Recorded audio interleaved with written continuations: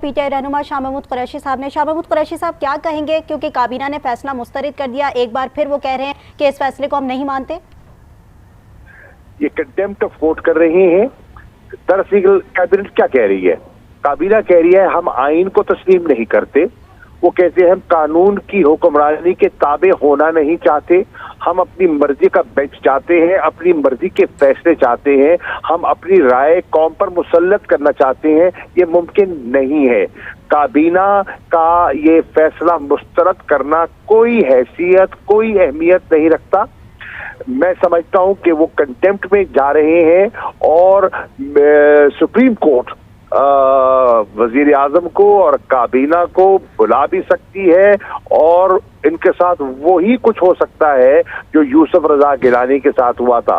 शहबाज शरीफ को 2 मिनट में फारिग कर सकती है सुप्रीम कोर्ट। अच्छा शाह साहब, जिस तरीके से ये पूरा सिनेरियो क्रिएट किया जा रहा है और हमने पहले भी देखा कि उन्होंने कहा कि 3-4 की अक्सरियत से वैसे ही जो है ये ड्रॉप हो जाता है और तमाम तर उन्होंने कहा कि फुल बेंच बना दें, फुल कोर्ट कर दें और तमाम तर उन्होंने मामला उठाए। देखिए प्लीज अंडरस्टैंड कीजिए, ये सब कुछ वो कहते रहे हैं, ये सब कुछ कौम सुन चुकी है, अदलिया के सामने मौक़िफ़ आ चुका है, अटॉर्नी जनरल पेश कर चुके हैं, इलेक्शन कमीशन के वकील इरफान कादर साहब पेश कर चुके हैं, अदालत उज़्मा सुन के उसको मुस्तरद कर चुकी है। अब उसको दोबारा उस राग को दोबारा अलापना बेमानी है।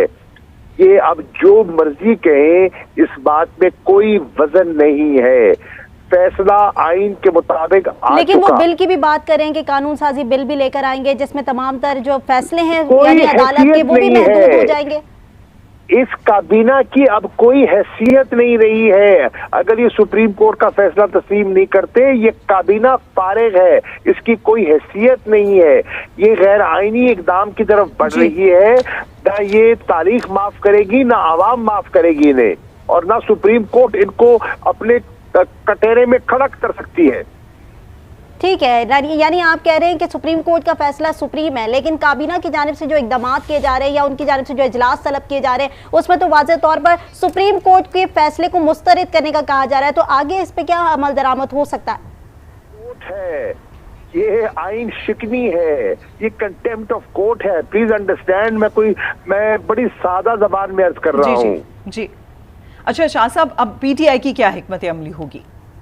हम इलेक्शन की तैयारी कर रहे हैं इंशाल्लाह। हम 14 तारीख को इलेक्शन लड़ेंगे और खैबर पख्तूनख्वा का भी इलेक्शन होगा, पंजाब का भी होगा। हाँ, जहां तक मरकज का है, बलूचिस्तान और सिंध का है, उस पे अगर वो चाहते हैं तो उस पर बैठकर गुफ्तगू हो सकती है। अच्छा शाह महमूद साहब, जिस तरीके से हम देख रहे हैं कि अब काबीना के इजलास के बाद बाकायदा तौर पर उनकी जानिब से कहा गया कि सुप्रीम कोर्ट का फैसला वो मुस्तरद करते हैं, सबसे पहले तो सवाल ये उठता है कि आईनी तौर पर क्या उसका हक वो रखते हैं या नहीं, और दूसरा फिर आप लोग क्या करेंगे? आप लोग आइन के मुताबिक चलते हुए कोर्ट में जाएंगे, एहतजाज करेंगे, फिर आपकी हिकमत अमली आगे क्या होगी? आप पढ़े लिखे लोग हैं, बाशऊर लोग हैं, और आपको मैं बड़ा वाजे कह रहा हूं, वो नहीं कर सकते, ये गलत कर रहे हैं।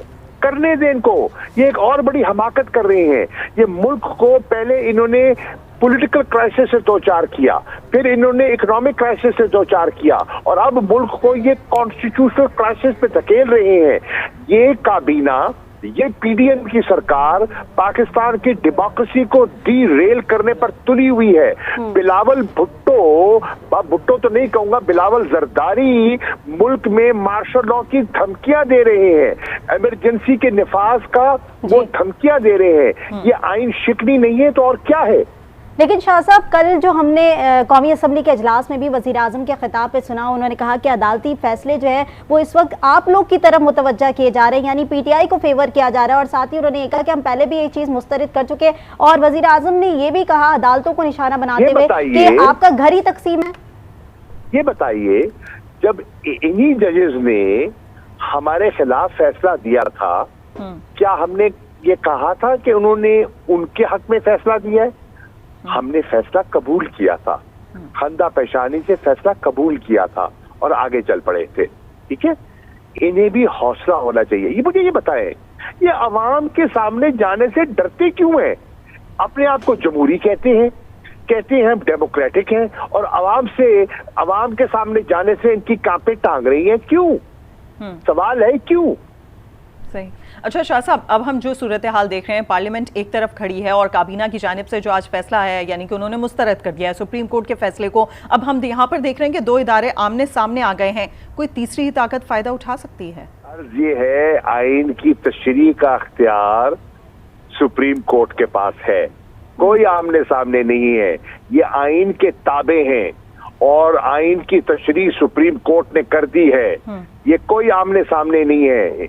ये बिल्कुल दयानतदारी से इस फैसले को कबूल करें और मुल्क के लिए मुश्किलात पैदा ना करें। अपनी खुद गर्जी, अपनी लालच और अपने मफाद को न देखें और मुल्क के मफाद को तरजीह दें। अच्छा शाह साहब, आपने आज बातचीत की थी सुप्रीम कोर्ट के बाहर, तो आपने कहा था कि हम एक दफा फिर मुज़ाकरात की दावत देते हैं, यानी कि जो भी जमातें हैं हमारे साथ मिल बैठकर पूरे लहमल को तय करें कि किस तरीके से इलेक्शन की जानिब जाना है। आप लोग एक दफा फिर से बैठने को तैयार हैं सबके साथ? पढ़े लिखे लोग होकर आप बात समझते नहीं है, बात को उलझाते हैं। मैंने कहा कि 14 तारीख का फैसला आ गया, पंजाब में 14 को इलेक्शन होने हैं। अब जिन जिन पॉलिटिकल पार्टीज ने इसमें हिस्सा लेना है, और नून ने और पीपल्स पार्टी ने दरखास्तें दे रखी हैं, उन्हें हिस्सा लेना है, तो आइए वो पार्टी जो हिस्सा ले रही है मिल बैठकर हम एक कोड ऑफ कॉन्डक्ट तैयार कर लें, ताकि शफाफ और साफ इलेक्शन में, क्रेडिबल इलेक्शन में हम इलेक्शन कमीशन की मावनत और मदद कर सके। ठीक है, क्या वफाकी काबीना के इस फैसले के बाद आप क्या समझते हैं, इमरान खान का कोई खिताब मुतवक्के होगा? इमरान खान का क्या मुतवक्के होगा? खिताब करना चाहेंगे या करना करेंगे वो? बिल्कुल बिल्कुल बनता है। इमरान खान साहब का स्टैंड जो है वो विंडिकेट हुआ है, और मैं अभी इस फैसले के बाद रवाना हूँ, लाहौर जा रहा हूँ, इंशाल्लाह उनसे मुलाकात करूंगा, और बिल्कुल मैं समझता हूँ कि उन्हें खिताब करना चाहिए, कौम को एतमाद में लेना चाहिए, लोग उनको सुनना चाहेंगे। अच्छा शाह साहब, अगर ये हुकूमत नहीं मानती इलेक्शन के लिए और सुप्रीम कोर्ट के फैसले पर अमल दरामद के लिए तैयार नहीं होती, तो दो टोक मौकिफ आपका क्या होगा? हाथ होना पड़ेगा। They will be shown the door। ठीक है, लेकिन अगर माजी की बात करें तो माजी में भी हमने देखा कि जिस तरीके से सुप्रीम कोर्ट के फैसले हुए, इस्लामाबाद के बल्दियाती इलेक्शन आपके सामने, तो इस तरह के फैसले उन्होंने नहीं माने। मुझे समझ नहीं आती कि आप तुले क्यों हैं, आइन को तोड़ने में क्यों तुले हुए हैं, आप क्यों तुले हुए हैं? आपने आइन की तशरीह करनी है, आइन के ताबे होना है, सुप्रीम कोर्ट को समझना है, या किसी जमात की आपने आवाज बनना है? शाह साहब, माजरत के साथ ये सिचुएशन बहुत गंभीर होती नजर आ रही है कि एक इदारे की जानिब से फैसला सामने आता है। आप तर्जुमानी हुकूमत की नहीं कर सकते। नहीं सर, हम न्यूट्रली सिर्फ एक सवाल तो सुन लीजिए ना, मेरी बात तो सुन लीजिए, जरा हौसला कीजिए ना। आपने फोन किया, मैंने तो नहीं बुलाया आपको। अर्ज ये है, आपका काम है कि दोनों नुक्ता नजर आवाम तक पहुंचाएं, ठीक है, और वो आप कर रहे हैं। अब हुकूमत का नुक्ता नजर हुकूमती तर्जुमान को देने देना, मीडिया चैनल्स ये जिम्मेदारी न ले, हमारा रुख भी रखते, उनका रुख भी रखते, आवाम को फैसला करने दे। हम कह रहे हैं एक इनका रुख है, हमारा रुख है, 14 तारीख को आवाम फैसला कर ले।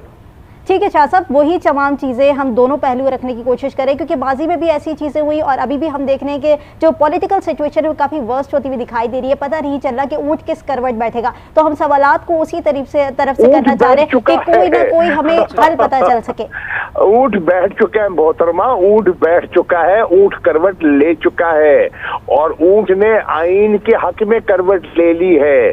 उसने अपने आप को कानून के ताबे सर झुका दिया, ऊंट ने सर झुका दिया, काबीना का सर नहीं झुक रहा, क्योंकि उनमें फिरौनियत है।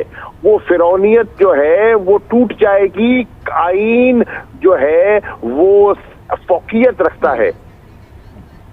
अच्छा शाह साहब, दूसरी जानिब से एक दफा फिर से वही मौकिफ हम देख रहे हैं सामने आ रहा है। अदलिया को जिस तरीके से निशाना बनाया जा रहा था, मरियम नवाज की जानिब से ये कहा गया है कि इमरान खान के लिए सहूलतकारी की जा रही है। देखिए, अब इनको रोने का अंदाज भी सही नहीं आता, काश ना इनको हंसना आता है ना इनको रोना आता है। देखिए, यही बेंच, यही जजेस जब आपके हक में फैसला करें तो आप कहते हैं बहुत उम्दा फैसला। जब इलेक्शन की ताखीर की बात आ जाए तो नवाज शरीफ का एक बयान है, वीडियो उसकी चल रही है, मैंने खुद सुनी है कि 1 घंटा नहीं 1 मिनट भी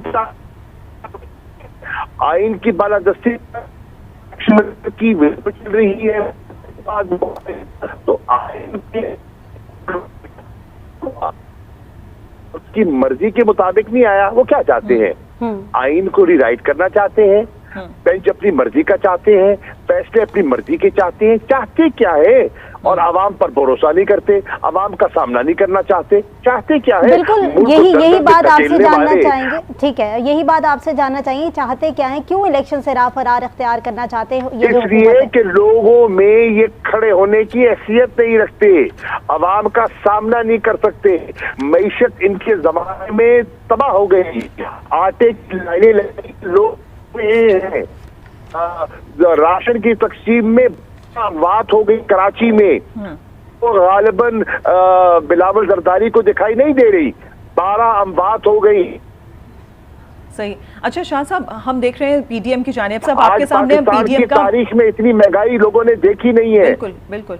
अच्छा शाह साहब, अब हम पीडीएम का मौकिफ आपके सामने सिर्फ इसलिए रख रहे हैं कि हम आपका मौकिफ उस पर ले सकें। ठीक है, पीडीएम की जानिब से ये बात कही गई कि अगर फुल कोर्ट बना दिया जाता तो जो फैसला आएगा वो मुतनाज़ नहीं होगा। तो अब अगर उनकी जानिब से ये कह दिया गया है और खान साहब भी कह रहे थे कि फुल कोर्ट बना दिया जाए, तो आपको क्या लग रहा है?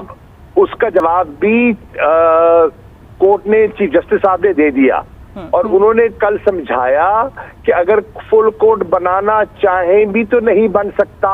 अच्छा। और उन्होंने उसकी टेक्निकल वजूहात बताई, काश आप अदालत पे होते या काश कोई ऐसा रिपोर्टर होता जो सही तौर पे उसको रिपोर्ट करता। और उन्होंने उसकी टेक्निकल वजूहात बयान की। उन्होंने कहा एट बेस्ट लार्जर बेंच की तवक्को तो आप कर सकते हैं, फुल कोर्ट हो नहीं सकता, और उसकी रीजनिंग उन्होंने दी है। बिल्कुल। और हमने देखा कि पीटीआई की जानिब से जो अभी इस वक्त भी हम माहौल देख रहे हैं कि ज़मान पार्क के बाहर जश्न की तैयारी की जा रही है, क्योंकि आइन की फतह जैसे कि आपने भी कहा कि सुप्रीम कोर्ट के फैसले के मुताबिक हुई है। आप क्या समझते हैं कि इन केस अगर कोई टर्निंग पॉइंट आता है इस पूरे केस के अंदर तो फिर क्या होगा? क्या टर्निंग पॉइंट आएगा?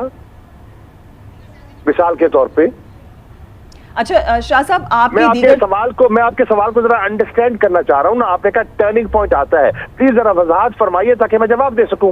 टर्निंग पॉइंट से मुराद जैसे कि अभी विफाकी काबीना ने बिल की भी बात की और दीगर इश्यूज के ऊपर भी बात कर रहे हैं, उस पे बात फिर वही बात, टर्निंग पॉइंट मतलब आता है यानी कि आइन को पांव तले रौंदा जाता है, कानून को पांव तले रौंदा जाता है, आइन शिकनी की जाती है, वो टर्निंग पॉइंट है। और आप कहते हैं इस मुल्क में अब कानून की हुक्मरानी नहीं है, यहाँ जंगल का कानून होगा और हम अपनी मनमानी करेंगे। ठीक है, ये है टर्निंग पॉइंट। एक आइन है, कानून है, और एक आइन से मावरा इक़दामात हैं। एक कॉन्स्टिट्यूशनल गवर्नमेंट है और एक एक्स्ट्रा कॉन्स्टिट्यूशनल गवर्नमेंट होगी। जो एक्स्ट्रा कॉन्स्टिट्यूशनल गवर्नमेंट होती है वो हमारे यहाँ आ चुकी है नजरिए जरूरत के तहत, और नजरिए जरूरत को आज दफन कर दिया है सुप्रीम कोर्ट ने एक मरतबा फिर। सही। अच्छा शाह साहब, जिस तरीके से आपने वही बात कही है जो हम देख रहे हैं कि परवेज इलाही साहब की जानिब से भी कही गई। उन्होंने कहा कि किसी किस्म का कोई एडवेंचर ना किया जाए वरना फिर अवाम मुंह तोड़ जवाब देंगे। अच्छा शाह साहब, आपने मुज़ाकरात की दावत दी कि वो आप लोग एक दफ़ा फिर बैठकर बात करने को तैयार हैं, तो दूसरी सियासी जमातों से आपके राब्ते हुए हैं, खासतौर पर MQM के हवाले से? देखिए, MQM से परवेज इलाही साहब ने राब्ता किया था, उनके कुछ लीडर से उन्होंने फोन पे बात की थी। उस पर हमारी जो सिंध की पार्टी है, सिंध के MNAs हैं, MPAs हैं, उनकी रिजर्वेशंस थी। उन्होंने मुझसे जिक्र किया, उसमें उन्होंने जिक्र किया और वो समझते थे कि परवेज इलाही साहब को सिंध की जमात से या कराची के और सिंध के जो मुंतखब नुमाइंदगान हैं उन्हें एतमाद में लेना चाहिए था। लेकिन परवेज इलाही साहब ने इन गुड फेथ राब्ता किया, क्योंकि उनको जिम्मेदारी दी गई थी सियासी जमातों से राब्ता करने की। लेकिन उनके जज्बात, तासुरात जो है वो सामने आ गए हैं। लेकिन सियासत में हर्फ आखिर कुछ नहीं होता। लेकिन ये फिलहाल उनका ये रिएक्शन था जो मैं आपकी खिदमत में पेश कर रहा हूँ। सही। अच्छा शाह साहब, एक और चीज़ जो आज सामने आई है कि ये काबीना का जो इजलास था इसमें अमीनुल हक साहब भी मौजूद थे और जब उनसे रिपोर्टर ने सवाल किया तो उन्होंने कहा कि हम इत्तेहादी हुकूमत के साथ हैं और क्योंकि हम उनके इत्तेहादी हैं। अच्छा, दूसरी जानिब एमक्यूएम के अमीनुल हक साहब ने, जो कि अभी काबीना की मीटिंग में मौजूद थे। देखिए, अमीनुल हक साहब बिल्कुल शौक से इत्तेहादी हुकूमत के साथ रहे, उन्हें कोई अलहदगी के भी हम नहीं कह रहे। उन्होंने फैसला किया है सराखों पे, वो खुद मुख्तार है और अपना फैसले करने का हक रखते हैं। हमने सिर्फ उनसे, गालिबन परवेज इलाही साहब ने उनसे जो राब्ता किया उसका एक नुकाती एजेंडा था कि वो आइन के साथ खड़े हों और कानून के साथ खड़े हो, बिल्कुल। और हम उनसे कोई डिमांड नहीं कर रहे कि हुकूमत छोड़ दे, अलहदा हो जाए, वफादारियां तब्दील कर ले, हमारे साथ बैठे। बिल्कुल ये हमारा तकाजा, ये हमारी मुराद, मुद्दा है ही नहीं। सही। अच्छा शाह साहब, आपने कहा कि टास्क दिया गया था परवेज इलाही साहब को सियासी जमातों से बातचीत करने के लिए, तो और दीगर कौन सी सियासी जमातों से बातचीत हुई आपकी? देखिए, टास्क मुझे दिया गया था और उनको दिया गया था। कुछ जब एमक्यूएम से उनने राब्ता किया, पैट से उनने राब्ता किया, एमडब्ल्यूएम से और कुछ और जमातों से मैंने राब्ता किया, तो मिल के हम राब्ते कर रहे हैं। और आज की सूरत हाल के बाद तो उनकी अहमियत और बढ़ गई है। ठीक। शाह महमूद कुरैशी साहब हमारे साथ मौजूद थे। सर, बहुत शुक्रिया आपके वक्त के लिए।